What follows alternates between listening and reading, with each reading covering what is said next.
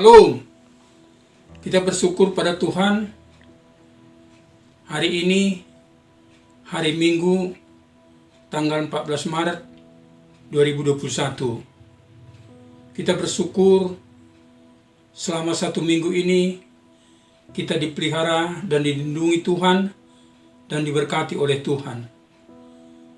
Sekarang bagian kita untuk meninggikan Dia, untuk memuliakan Dia.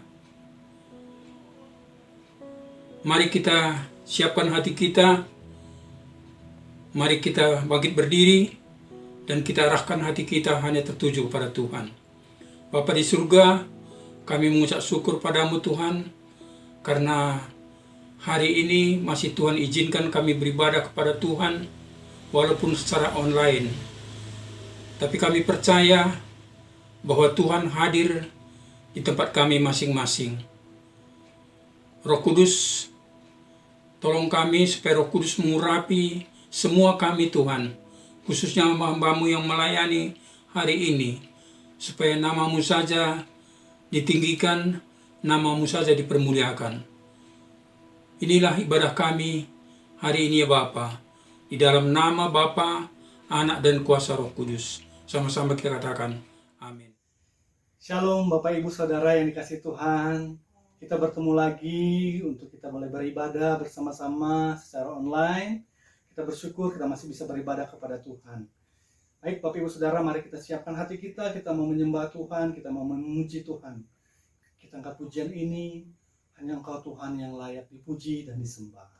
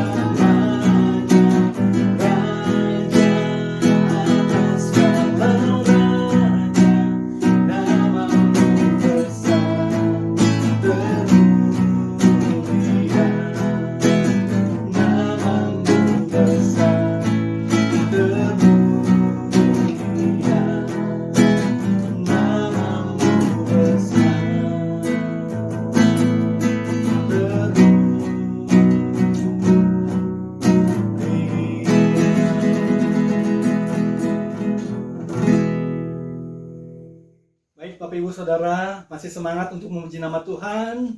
Baik, kita mau bersorak-sorak bagi Tuhan. Kita katakan pujian ini, Tuhan bangkit, bersoraklah.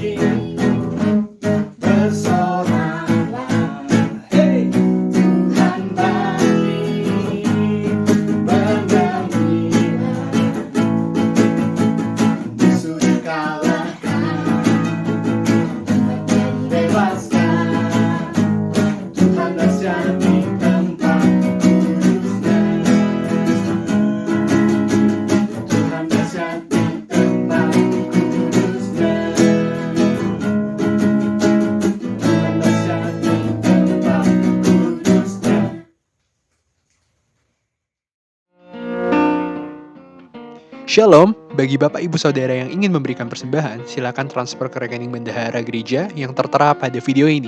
Detail rekening persembahan juga sudah ditaruh pada deskripsi video ini, maupun seluruh media sosial GKKD Cibogo, seperti YouTube, Facebook, dan juga Instagram. 2 Korintus 9 ayatnya yang ke-7, hendaklah masing-masing memberi menurut kerelaan hatinya, jangan dengan sedih hati atau karena paksaan, sebab Allah mengasihi orang yang memberi dengan sukacita. Jadi, mari kita memberi dengan sukacita.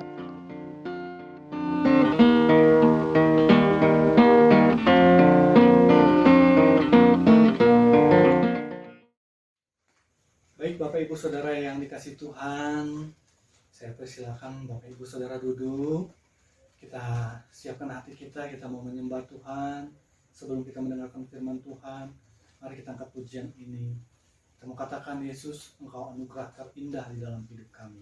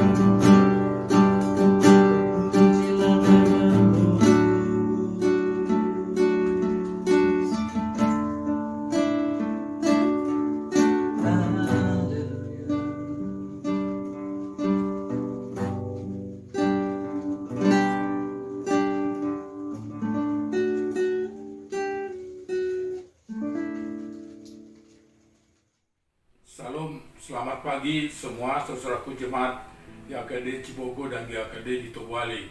Selamat pagi semuanya, saudaraku, salam. Saya menyapa dulu saudara kita yang ada di GKD Cibogo dimanapun saudara berada pada pagi hari ini. Selamat pagi, dan juga saudaraku yang ada di Tobwali, selamat pagi semuanya. Tuhan memberkati kita semua. Pada pagi hari ini saya diberi kesempatan untuk boleh menyaksikan kebenaran firman Tuhan kepada kita semua di tempat ini, di tempat saudara juga pada pagi hari ini. Untuk itu sebelum kita memulainya, saya mengajak kita untuk tunduk kepala sebentar untuk boleh firman Tuhan nanti dibagikan, dan melalui itu nanti kesaksian ataupun pemaparannya Tuhan memberkati kita semua. Kita berdoa. Tuhan, kami mau bersyukur Tuhan pada pagi hari ini. Tuhan, Engkau yang sudah mempersiapkan kami pada pagi hari ini, dimanapun kami berada saat ini, siapapun kami saat ini yang mendengarkan firman Tuhan ini, Tuhan, kami menyerahkannya Tuhan. Urapi hamba-Mu, urapi kami semua, urapi semua para pendengar di seluruh Indonesia ataupun di mana saja pada pagi hari ini. Kami berdoa biar kuasa penyertaan-Mu di dalam kebenaran firman-Mu pada pagi ini, kami minta Tuhan turun atas kami semua Tuhan. Terima kasih Tuhan, ampuni hamba, kuduskan hamba-Mu untuk dia boleh hanya Engkau pakai menjadi saluran berkat-Mu pada pagi hari ini. Terima kasih Tuhan, kami mau mempersiapkan hati kami persembahkan hanya kepada Engkau. Di dalam nama Yesus Kristus Tuhan dan Juru Selamat kami sudah berdoa dan mengucapkan syukur. Bersama kita katakan amin. Salam sekali lagi pada saudara semua. Selamat pagi semuanya. Damai sejahtera menyertai saudara semua. Setelah sekian lama kita masih belum bisa bertemu langsung saudaraku, tetapi masih bisa kita bertemu di udara melalui online pada kesempatan seperti ini. Sebelumnya saya memperkenalkan, nama saya Sopar Sitorus, istri saya Mindo Tambunan, dan anak kami ada 4 putri. Saya dan istri sekarang ini sudah 3 tahun terakhir ini dipanggil Tuhan untuk melayani di Tobwali. Sementara ini Tuhan memanggil kami di sana untuk boleh kami melayani jemaat-jemaat Tuhan di sana. Hari ini tanggal 14 Maret diberi Tuhan untuk saya seringkan kesempatan ini untuk membagikan kepada kita semua saudaraku. Adapun judul daripada firman Tuhan hari ini, saya diingatkan Tuhan untuk membagikan bagaimana panggilan Tuhan itu. Panggilan Tuhan untuk setiap kita. Apa yang dimaksud dengan panggilan Tuhan yang sebenarnya kepada kita, ya, umat Tuhan, orang-orang percaya. Pada pagi hari ini saya akan membagikannya. Di dalam persiapan saya berdoa kepada Tuhan apa yang akan saya sampaikan kepada saudaraku pada hari ini, tanggal ini, untuk ibadah kita di pagi hari ini. Saya digerakkan Tuhan untuk membagikannya supaya di akhir hidup kita jangan sia-sia, kita tidak mengenal tujuan apa yang ditetapkan Tuhan untuk setiap kita di dalam kehidupan kita. Itu yang diingatkan oleh Tuhan biar kita mengerti arti daripada panggilan hidup kita sampai hari ini. Saudara, saya mencoba melihat apa itu panggilan Tuhan. Panggilan di dalam Kamus Bahasa Indonesia, panggilan itu sama diartikan dengan ajakan yang pertama atau bujukan, dan kedua adalah panggilan itu adalah perintah. Jadi ada dua hal yang hampir mirip tetapi bisa berbeda penekanannya. Dalam teologi Kristen, panggilan itu yang disebut juga dalam bahasa Inggris itu calling, yaitu adalah berarti sama dengan tujuan hidup yang ditetapkan Tuhan untuk dijalani oleh umat manusia, umat ciptaannya. Jadi sekali lagi saya mau sampaikan pengertian daripada panggilan berarti sama dengan tujuan hidup yang ditetapkan Tuhan untuk setiap umat ciptaannya, umat manusia. Saya menggarisbawahi ada panggilan itu dapat dibagi dua saudaraku. Pertama adalah panggilan lahiriah dan panggilan rohaniah. Panggilan lahiriah, apa itu panggilan lahiriah? Panggilan lahiriah secara itu boleh kita sebut adalah panggilan yang begitu rupa secara natural, bisa terjadi secara natural sebagai umat manusia, sebagai makhluk manusia. Itu setiap kita dipanggil oleh Tuhan melalui panggilan lahiriah kita. Apa itu panggilan lahiriah? Apa itu panggilan lahiriah? Panggilan lahiriah itu adalah yang memang kita sebagai manusia diciptakan Tuhan, kita lahir mungkin sebagai seorang laki-laki atau wanita, atau anak, atau ayah, atau ibu, ataupun mungkin kita berkembang lagi, kita bisa menjadi pelajar, bisa mahasiswa, profesional, atau pemimpin, bahkan bisa menjadi presiden. Itu saya konotasikan menjadi satu yang disebut dengan panggilan lahiriah. Panggilan lahiriah itu yang ditetapkan oleh Tuhan pada setiap kita. Di awal penciptaan kita tidak bisa menolak panggilan lahiriah. Itu harus kita terima. Tetapi dalam perkembangannya, waktu demi waktu kita bisa memilih atau melakukan sesuatu untuk di mana kita dipanggil oleh Tuhan secara lahiriah. Apakah mungkin kita sebagai dokter, sebagai profesional, sebagai presiden, atau apa saja. Nah, ini yang disebut dengan panggilan lahiriah. Yang kedua, saudaraku, ini menjadi yang saya bataskan adalah panggilan itu ada dua, panggilan lahiriah dan panggilan rohani. Panggilan rohani yaitu panggilan surgawi, saudaraku. Di dalam 1 Tesalonika 5 ayat 24 mengatakan, Ia memanggil kamu adalah setia, dan Ia juga yang akan menggenapinya. Ia di sini adalah Tuhan. Tuhan yang memanggil kita sesuai dengan panggilan kita. Dia yang sesuai yang direncanakannya dia tetap akan menuntun kita sampai kepada panggilan yang dia maksudkan, dan dia akan menggenapinya. Itu yang saya tangkap, saudaraku. Nah, ada beberapa pertanyaan yang perlu kita pikirkan dengan adanya mungkin pengertian dari apa itu panggilan lahiriah, apa itu panggilan rohaniah.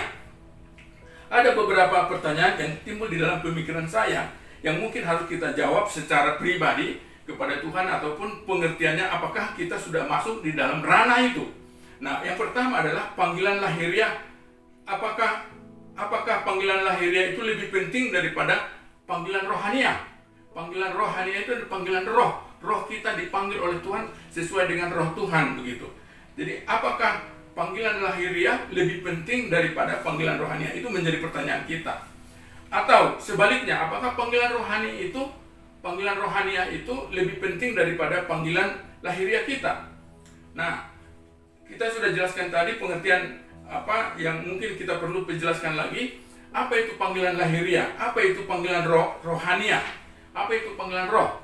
Itu menjadi pertanyaan keempat. Pertanyaan kelima yang perlu kita pikirkan adalah, apakah kita sudah menemukan panggilan kita di dalam Tuhan, panggilan rohaniah kita khususnya, atau panggilan lahiriah kita?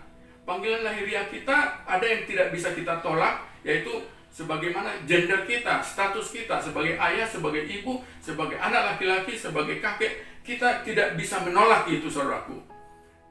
Tetapi yang kita bisa mungkin menolak di dalam arti kalau kita mau menjurus kepada suatu panggilan lahiriah secara profesional atau apa, itu mungkin bisa kita tolak. Jadi pertanyaannya, apakah sudah kita menemukan itu? Nah, pertanyaan kedua juga tadi, apakah sudah kita menemukan panggilan rohani kita sampai hari ini? Saudara dan saya berumur berapa sampai hari ini? Apakah kita sudah dapatkan begitu? Mungkin adik-adik atau anak-anak kami yang kecil ataupun yang sudah bersekolah, yang sudah mengerti tata bahasa, pengertian, pikiran kita mungkin sudah SD ataupun SMP ataupun SMA. Ini sudah harus mengerti bagaimana panggilan Tuhan di dalam setiap diri saudara dan saya. Nah, pertanyaan terakhir adalah, bagaimana sebenarnya cara kita menemukan panggilan surgawi pada setiap kita? Bagaimana caranya? Atau bagaimana caranya kita menemukan panggilan lahiriah kita sesuai dengan yang Tuhan sudah tetapkan di dalam diri kita? Bagaimana caranya untuk mendapatkan kedua panggilan tersebut? Nah, saya mencoba memikirkan, merenungkan ini adalah satu-satunya cara kita membaca Alkitab, merenungkannya, mendengarkan suara Tuhan, mempraktekkan firman Tuhan di dalam setiap kehidupan kita. Jadi, apa yang sudah kita baca, kita coba mengerti apa yang Tuhan mau di dalam setiap pembacaan pengertian kita. Bagaimana caranya tadi menemukan kedua panggilan itu? Ya, satu-satunya kembali kepada kebenaran firman Tuhan. Kita merenungkan, membaca Alkitab kita. Maka kita perlunya kita membaca Alkitab, merenungkannya, mendengarkan setiap hari, setiap saat yang Tuhan ingatkan kepada kita untuk kita boleh menyisihkan waktu kita, boleh datang kepada Tuhan melalui firman-Nya. Jadi di dalam hal ini jangan kita andalkan pikiran kita sendiri, apalagi menolak perintah Tuhan. Saudaraku, di dalam kasih Tuhan Yesus Kristus, pada kesempatan ini saya diingatkan Tuhan juga untuk membukakan bagaimana panggilan Yunus yang setelah dia dipanggil oleh Tuhan, sebelumnya panggilan lahiriahnya dia sudah mengerti dan akhirnya dia menjadi seorang nabi. Jadi dia sudah mengerti, tetapi panggilan surgawinya yang secara khusus waktu itu kita bisa baca Yunus, kitab Yunus pasal 1 sampai pasal 4.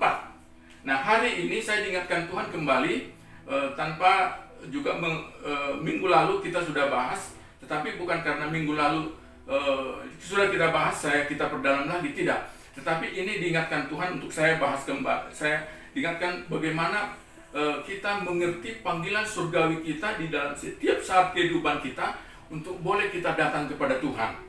Nah, sudah dijelaskan kemarin minggu lalu tentang panggilan Yunus, saudaraku. Saya coba merenungkan panggilan Yunus ini. Nah, waktu saya membaca beberapa kali, dari kemarin itu saya coba membaca, merenungkannya, lalu saya coba meneliti ulang sejarah daripada kitab Yunus ini seperti apa. Saya coba lihat di internet, lalu bagaimana saya baca tafsirannya, saya baca itunya, ternyata sangat dahsyat, saudaraku. Saya sangat diberkati Tuhan di dalam mempersiapkan kitab Yunus ini. Kenapa, saudaraku? Ternyata di dalam kitab Yunus ini, setiap umat manusia akan memahami bagaimana kasihnya Tuhan, akan memahami bagaimana kalau kita menolak perintah Tuhan atau kita tidak setia di dalam perintah Tuhan, maka akan yang terjadi apa. Nah, kalau minggu lalu ditekankan di sana bahwa setiap ketidaksetiaan kita akan mengakibatkan sesuatu yang terjadi di dalam kehidupan kita. Nah, itulah Yunus. Yunus coba kita lihat kembali, kita ingat kembali ceritanya.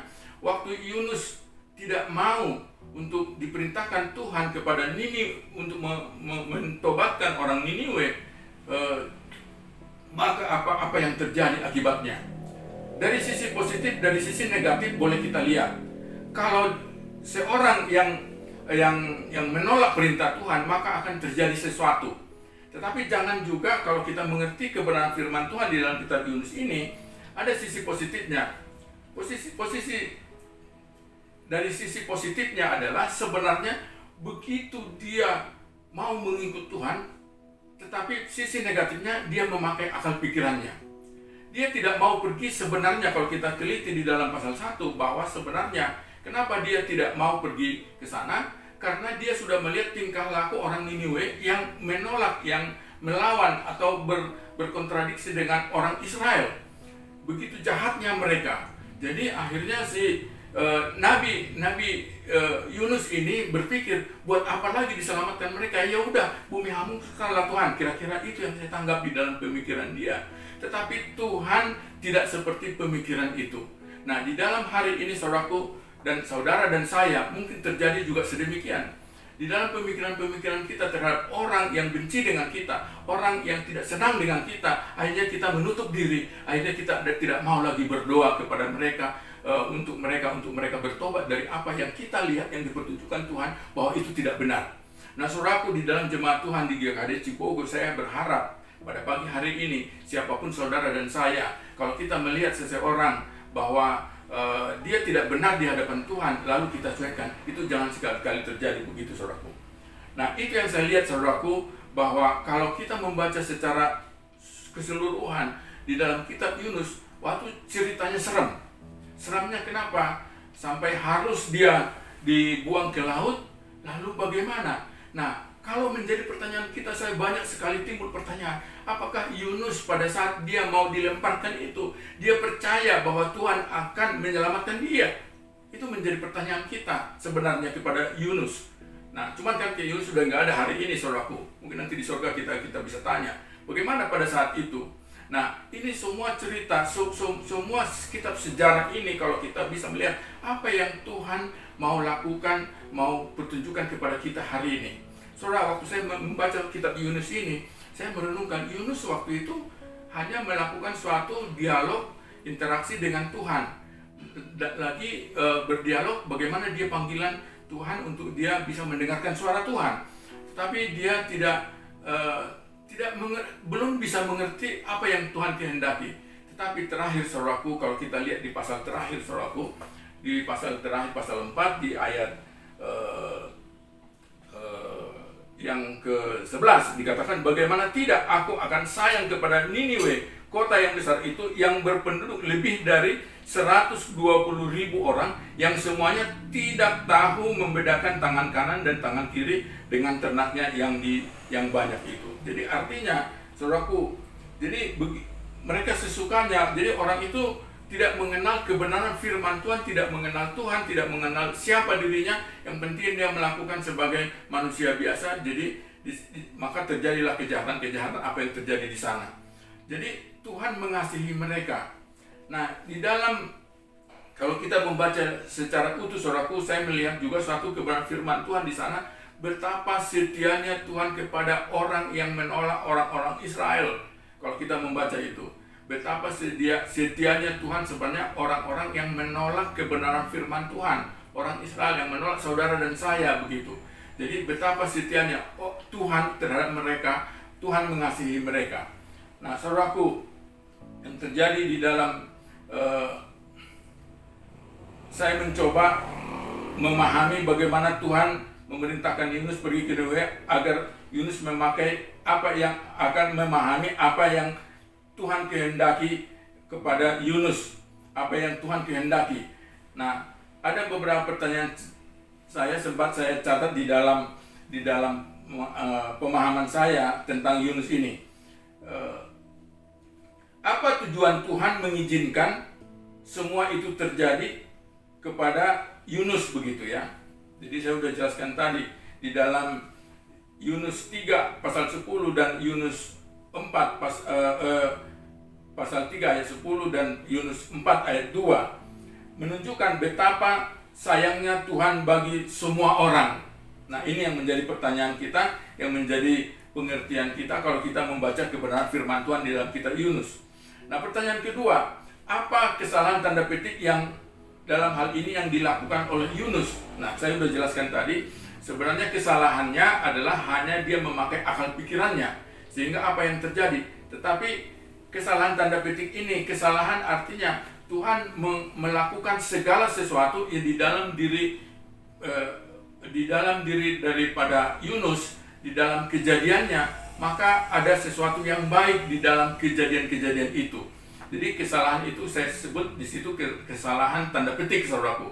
Kesalahan tanda petik artinya bisa kita terjemahkan ke beberapa banyak hal yang masih harus kita lihat apa di balik kesalahan itu.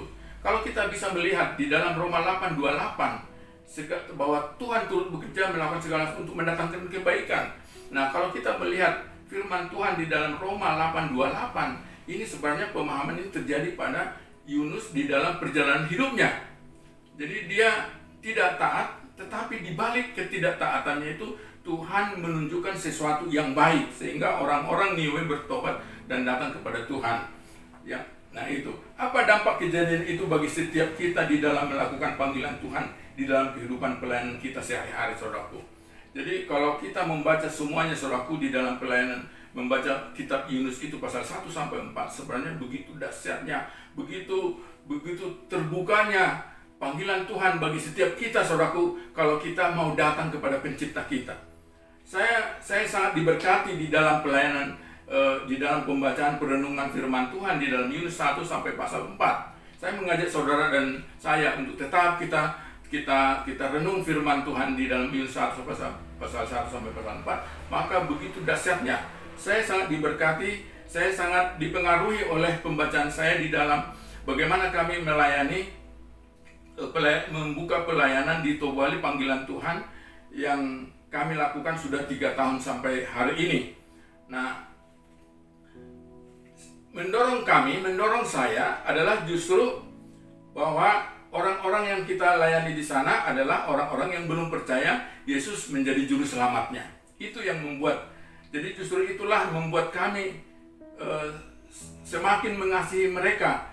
Itu yang menggairahkan kami untuk rindu melayani mereka. Pasca 2,5 bulan sampai hari ini setelah kami meninggalkan tempat itu, kami harus melakukan pelayanan kami di kota Bandung. Dan juga kejadian-kejadian sampai hari ini, saya merenungkan, saudaraku, ini waktunya Tuhan. Bagaimana kami melayani di sana, bagaimana kami meninggalkan sementara tanda petik pelayanan itu, karena kami harus taat kepada panggilan Tuhan.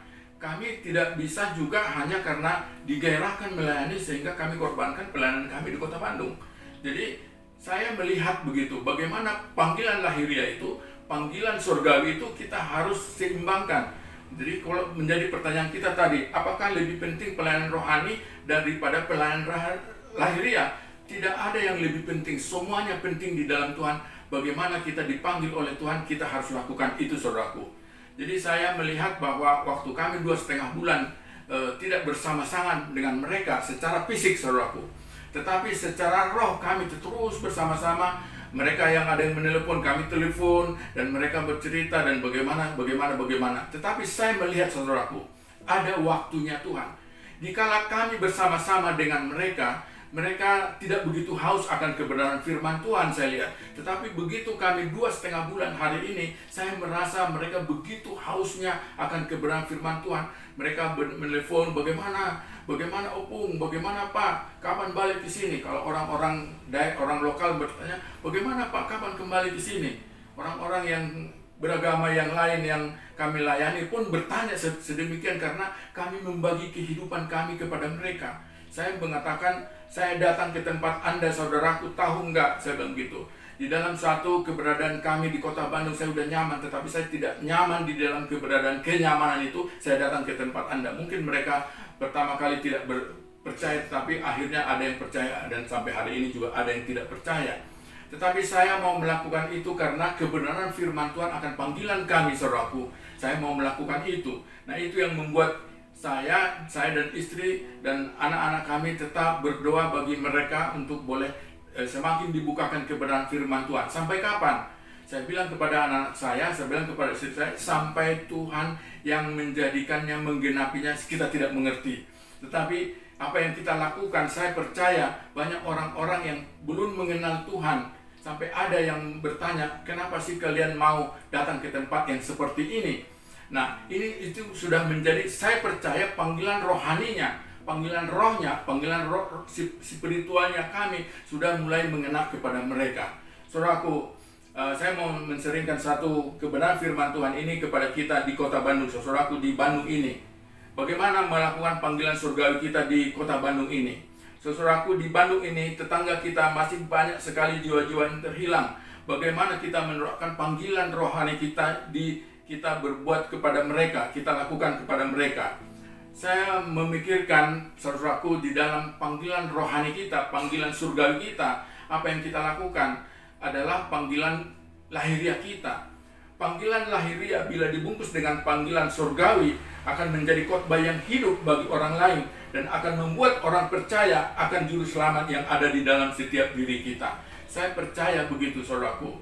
Maka terkadang kita tidak perlu banyak bicara kepada orang, tetapi kita dilihat oleh mereka apa yang kita boleh lakukan di dalam setiap kepribadian kita.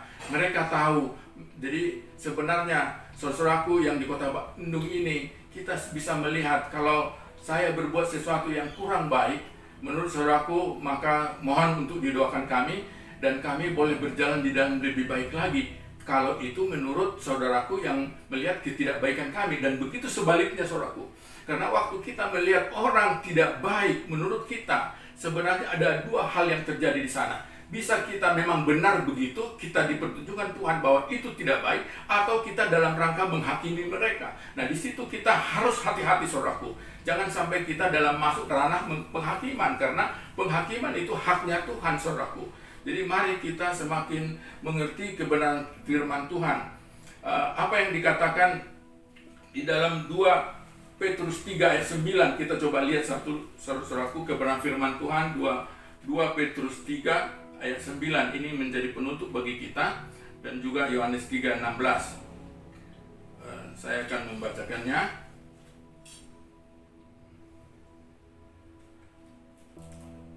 2 Petrus 3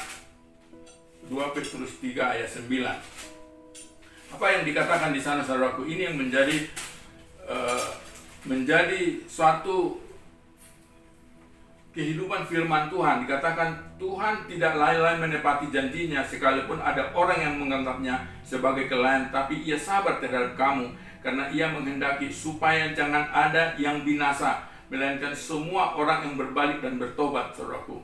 Jadi yang di 2 Petrus 3 ayat 9b itu menjadi bagian kita saudaraku untuk boleh kita melakukan panggilan surgawi kita. Dikatakan di sana bahwa karena Tuhan menghendaki supaya jangan ada yang binasa, melainkan supaya semua orang berbalik dan bertobat.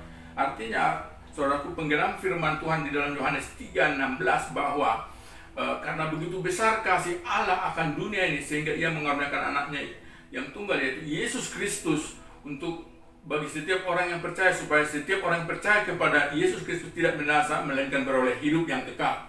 Nah, inilah saudaraku menjadi titik awal kita boleh membagikan kebenaran firman Tuhan kepada semua orang.